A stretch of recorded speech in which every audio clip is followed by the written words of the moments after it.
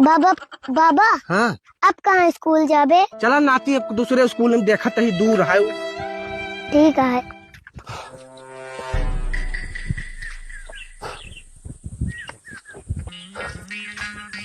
कहो काका। हाँ भैया पालागी खुश रहा खुश रहा। कहाँ आज हरी घूमता हो काका।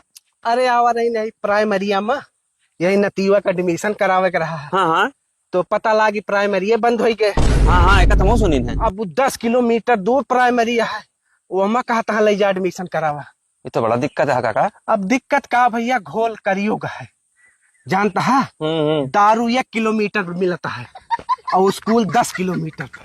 बताओ। इस समय आए सही कहा था। बताओ, अब लड़का पढ़ावे का हमें 10 किलोमीटर जाए पड़े, रोज आवे पड़े। सही है। समझता है? अब दारू ठेका लगे लगे खोल दे यहाँ। बतावा समस्या है। चलता ही ठीक है। और हाँ बढ़िया है सब। चल आशीर्वाद है पालागी।